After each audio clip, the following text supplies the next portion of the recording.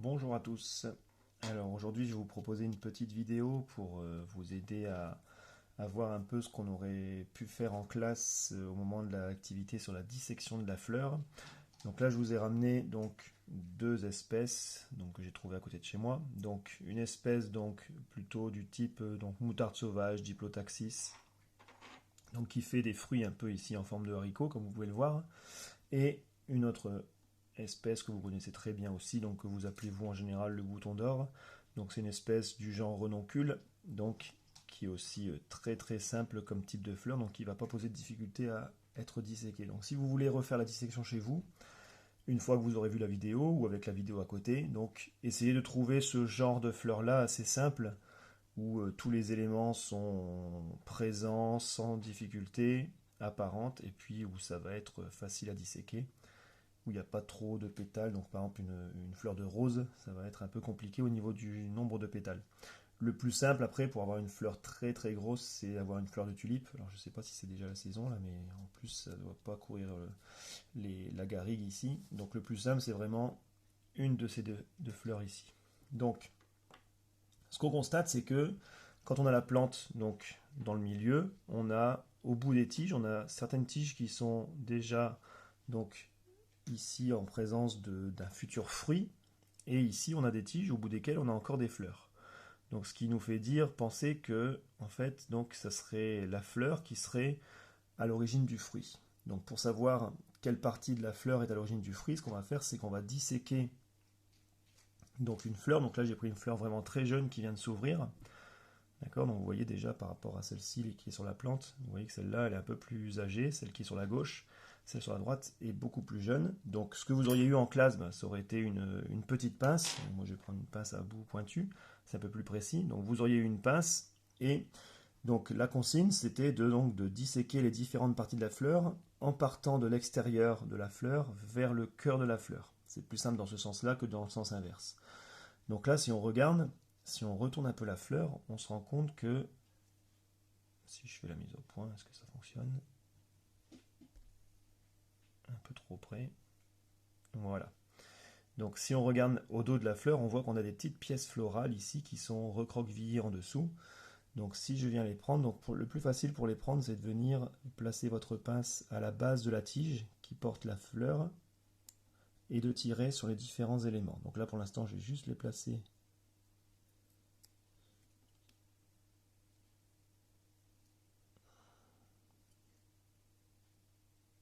donc sur ma feuille.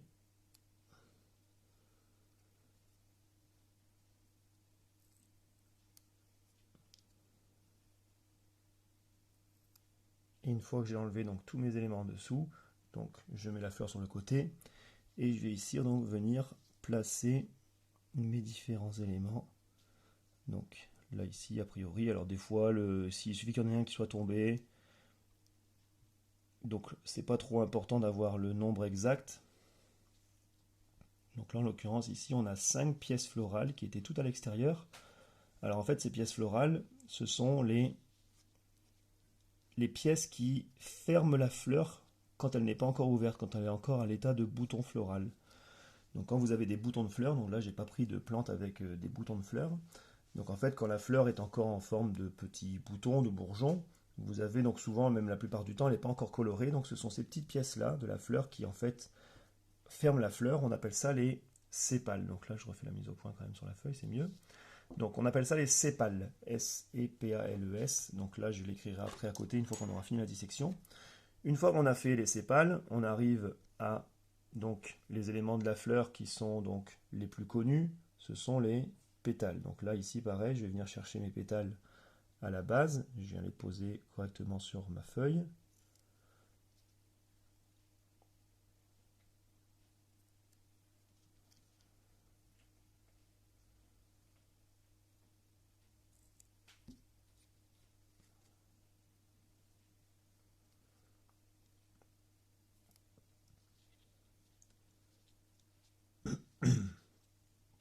Et donc ici j'ai, si je refais la mise au point, donc j'ai mes 5 pétales, donc j'avais 5 sépales ici pour la fleur du genre renoncule, donc le bouton d'or, donc j'ai 5 pétales également. Alors c'est pas toujours le même nombre de pétales et de sépales, ça dépend des espèces. Là en l'occurrence ici on a le même nombre.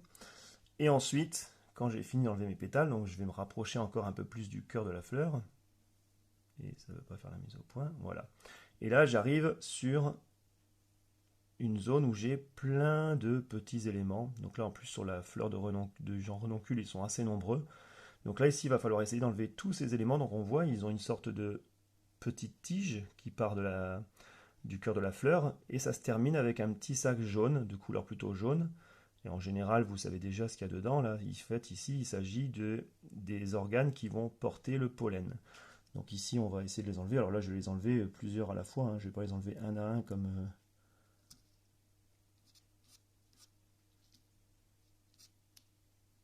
pour les pétales ou les sépales. Donc je fais attention de ne pas arracher ce qu'il y a au centre et qui est différent de ces éléments qui portent le pollen.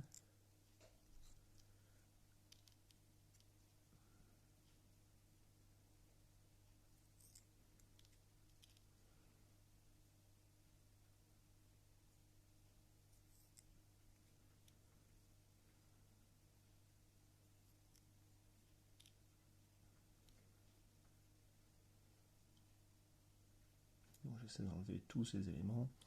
Donc là, à la fin, c'est un peu plus compliqué. Voilà. Donc je vais essayer de les rassembler un petit peu.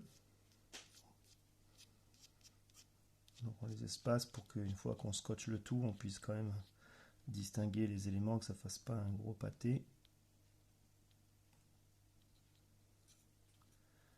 Et si vous regardez de près, vous pouvez voir que les petits sacs qui sont au bout des petites tiges, là, on dirait qu'ils sont un peu divisés en deux. Il y a un petit trait au milieu, donc en fait on a des demi-sacs à l'intérieur. Donc là on a les éléments, donc vous voyez ils sont beaucoup plus nombreux que les pétales ou les sépales.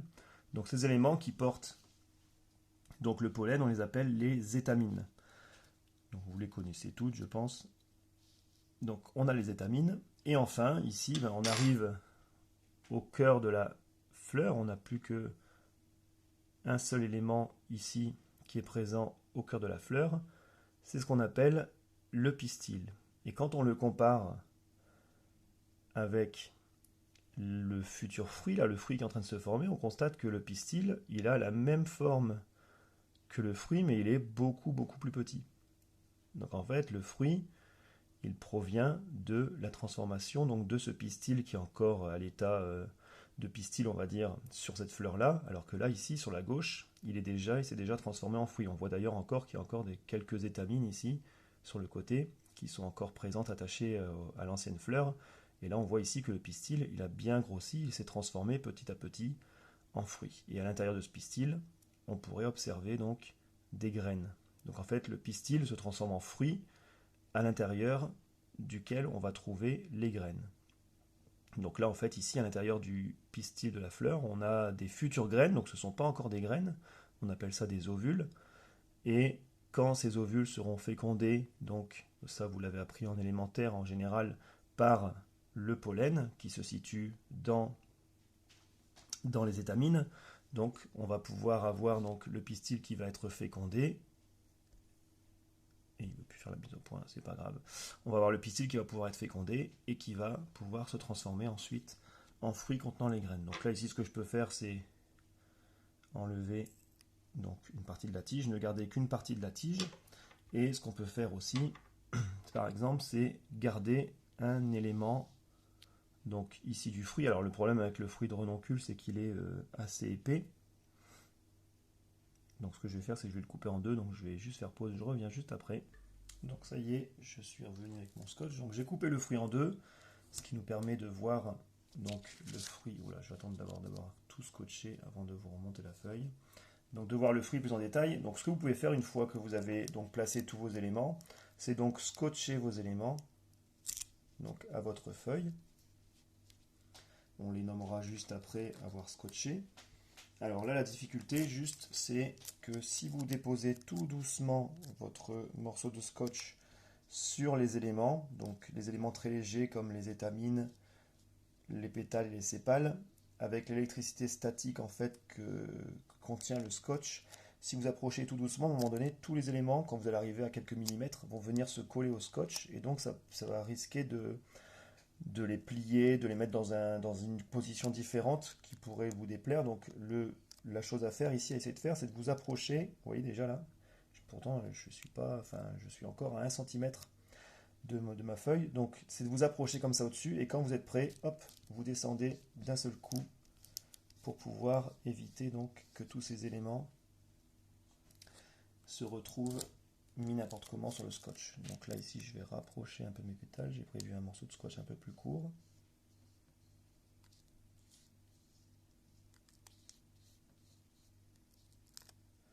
Donc là je me mets au-dessus et hop.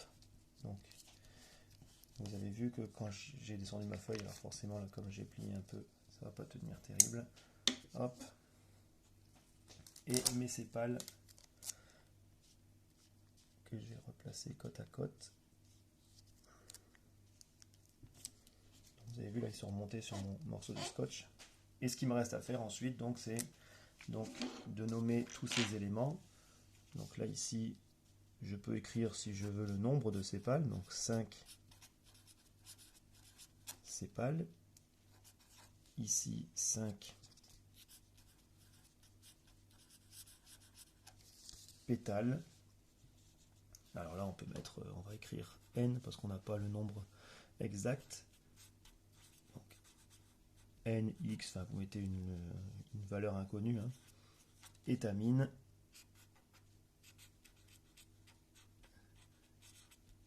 Un pistil, et ici on a le fruit. Et une fois qu'on a fait ça, donc là si je reviens un peu, je vais remonter un peu pour qu'on en voit un peu plus.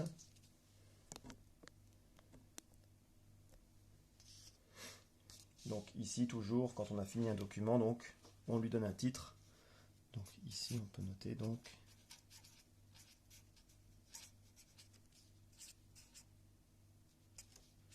dissection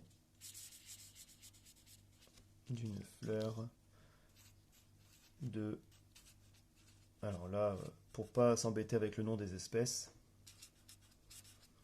ici quand vous avez un bouton d'or, le plus simple c'est d'écrire renoncula espèce, SP, donc une espèce du genre renoncule. Donc peu importe, sinon vous les écrivez d'une fleur de bouton d'or, c'est très bien aussi.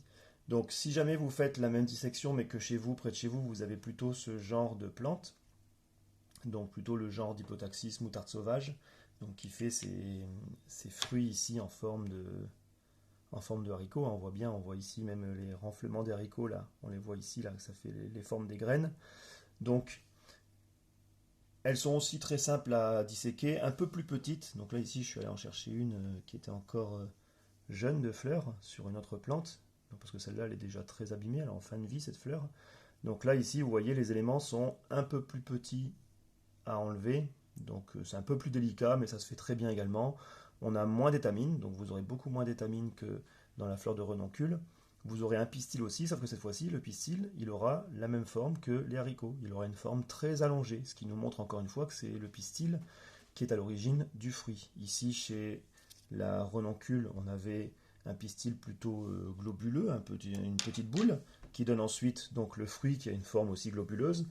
Ici, chez le Diplotaxis, on a une fleur donc qui est avec un pistil plutôt en forme allongée, en forme de tube, et on a des fruits également qui sont plutôt allongés en forme de tube.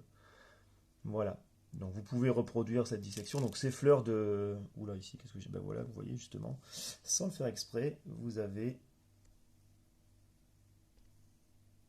un fruit ici qui s'est ouvert quand j'ai touché un peu la plante. Donc vous voyez ici, là, je peux faire tomber les dernières graines qui sont dedans. Donc voilà comment s'ouvrent les fruits à la fin quand ils sont mûrs. Donc il suffit qu'ils soient un peu effleurés ou secoués par le vent. Et on a toutes les graines ici qui se retrouvent sur ma feuille en dessous. Donc vous voyez bien la fonction ici du fruit qui contient les graines. Donc moi je vais les enlever de ma feuille. Pas d'utilité ici, mais là au moins vous avez la preuve en direct que ça sert à la reproduction des plantes.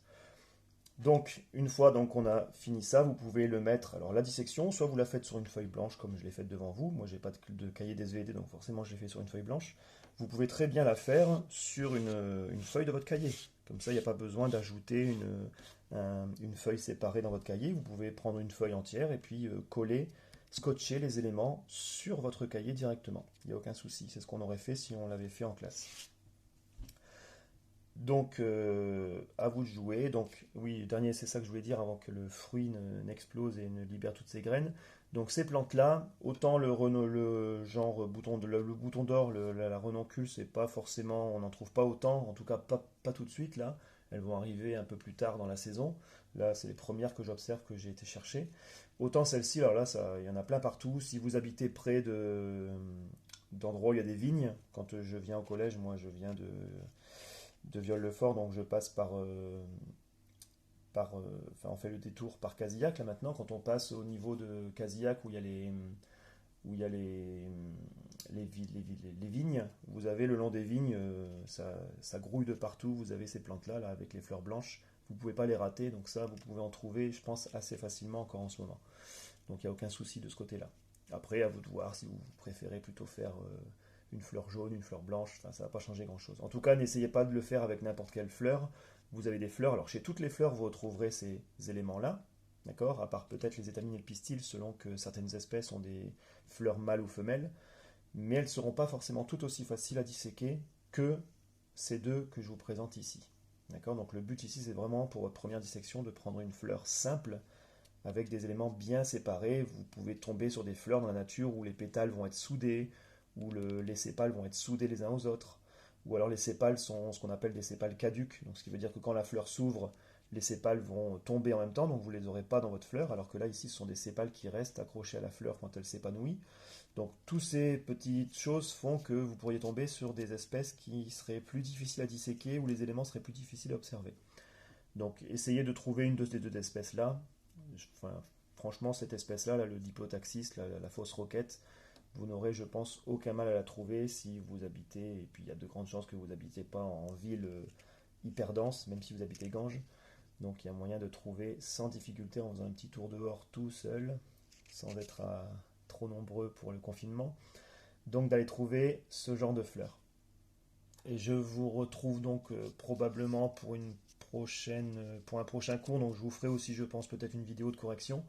Donc avec cette dissection, donc je vous mettrai en pièce jointe le document. Donc en fait, bon, je pense qu'on peut le faire même ici à la suite. Donc si je prends, donc la deuxième partie de la consigne, c'était de faire donc un croquis de la fleur, donc coupé en deux, donc pour essayer de voir en fait tous les éléments de la fleur qu'on a disséqués, parce que si on prend une fleur comme ça et qu'on fait un croquis de fleur ici, si on fait un croquis de cette fleur, qu'est-ce qu'on va dessiner? On va dessiner la tige de la fleur, on va dessiner les sépales et les pétales, mais on ne pourra pas dessiner ni les étamines ni le pistil. Donc c'est pour ça qu'on vous demande de faire un croquis d'une fleur coupée en deux. Donc on imagine que cette fleur-là, ici, je la coupe en deux, ici, à l'intérieur. Donc c'est comme si je prenais mes ciseaux comme ça et que je la coupais dans ce sens-là, en plein milieu, comme pour avoir accès en fait au cœur de la fleur.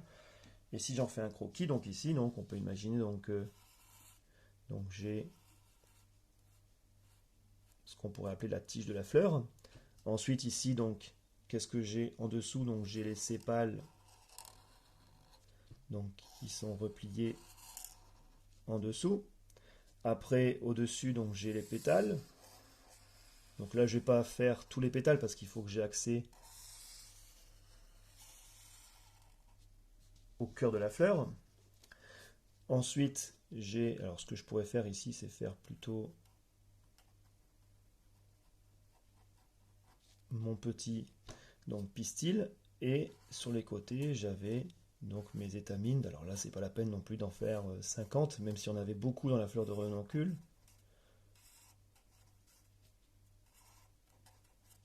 D'accord, j'en fais 6, là par exemple, ça suffirait largement. Donc ce que je ferai ici en plus, comme on débute un peu sur le dessin, le croquis, c'est faire un quadrillage pour mon dessin. Donc ici, je prépare mes renseignements.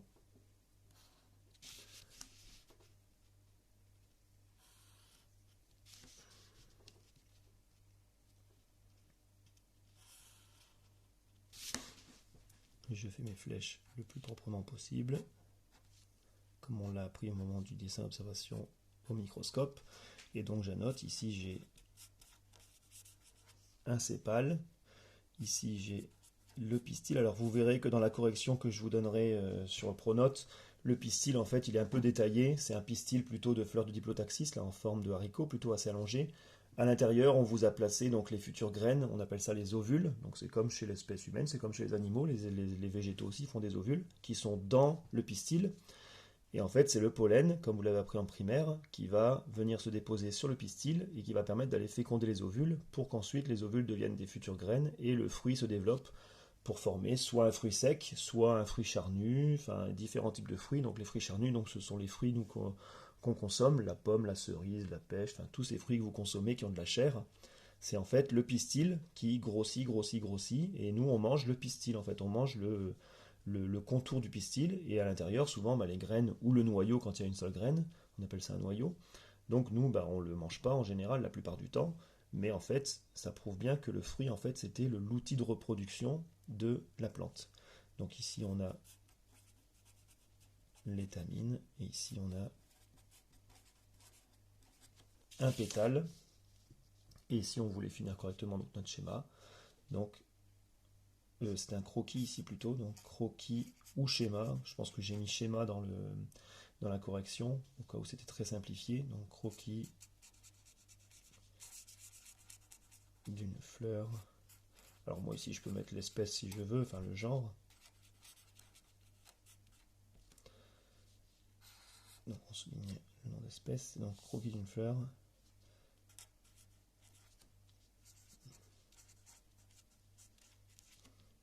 Vu en coupe et on précise à l'œil nu.